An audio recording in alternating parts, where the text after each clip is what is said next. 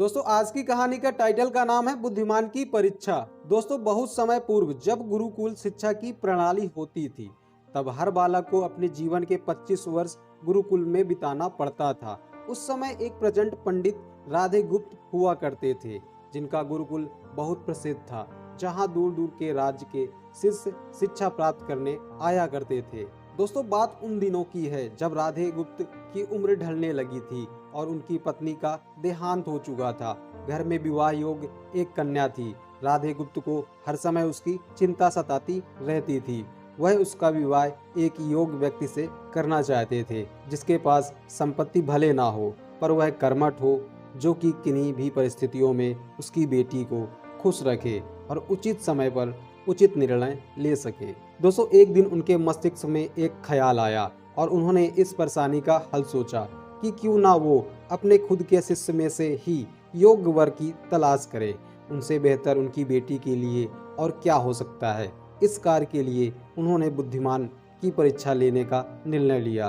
दोस्तों राधे गुप्त ने सभी से कहा कि वे एक परीक्षा आयोजित करना चाहते हैं जिसमें सभी की बुद्धिमानी का परिचय होगा। उन्होंने सभी से कहा कि उन्हें अपनी पुत्री के विवाह की चिंता है जिसके लिए उनके पास पर्याप्त धन नहीं है, इसलिए वे चाहते हैं कि उनके शिष्य विवाह में लगने वाली सभी सामग्री कैसे भी करके एकत्र करें, भले उसके लिए उन्हें चोरी का रास्ता चुनना पड़े, लेकिन उन्हें चोरी करता कोई भी देख ना सके।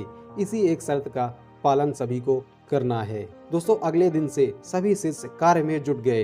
रोजाना कोई ना कोई तरह तरह की वस्तुएं चुरा कर लाता और राधा गुप्त को दे देता।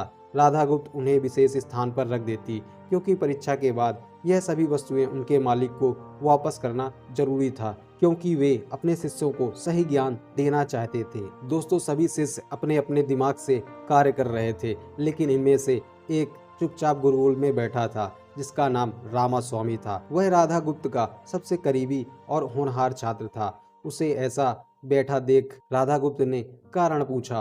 तब रामास्वामी ने बताया कि आपने परीक्षा की शर्त के रूप में कहा था कि चोरी करते वक्त कोई ना देख सके। इस प्रकार अगर हम अकेले में भी चोरी करते हैं तब भी हमारी अंतरात्मा उसे देख रही है, हम खुद से उसे छिपा नहीं सकते। इसका अर्थ यही है कि चोरी करना व्यर्थ है। उसकी यह बात सुन राधा गुप्त के चेहरे पर खुशी छा जाती है। वे उसी वक्त सभी को एकत्र करते हैं और पूछते हैं कि आप सब ने जो चोरी की क्या उसे किसी ने ना देखा। सभी कहते हैं नहीं। तब राधा गुप्त कहते हैं कि क्या आप अपने अंतर मन से भी इस चोरी को छिपा सकते हैं। सभी को बात समझ आ जाती है और सबका सिर नीचे झुक जाता है। दोस्तों सिवाय रामास्वामी के राधा गुप्त रामास्वामी को बुद्धिमानी की परीक्षा में अव्वल पाते हैं और सभी के सामने कहते हैं कि यह परीक्षा मेरी पुत्री के लिए उचित वर तलाशने के लिए रखी गई थी। इस प्रकार मैं अपने रामास्वामी का विवाह अपनी पुत्री के साथ तय करता हूँ। सभी खुशी से झूम उठते हैं, साथ ही चुराई हुई हर वस्तु को उसके मालिक को सौंप विनम्रता से क्षमा मांगते हैं। दोस्तों इस कहानी से हमें यह शिक्षा मिलती है कि कोई भी कार्य अंतर मन से छिपा नहीं रहता और अंतर मन ही मनुष्य को सही राह दिखाता है। इसलिए मनुष्य को कभी भी कार्य के सही गलत के लिए अपने मन को टटोलना सबसे जरूरी है। दोस्तों अगर वीडियो अच्छी लगी हो तो लाइक कर देना और साथ ही साथ हमारे चैनल को सब्सक्राइब कर देना। धन्यवाद।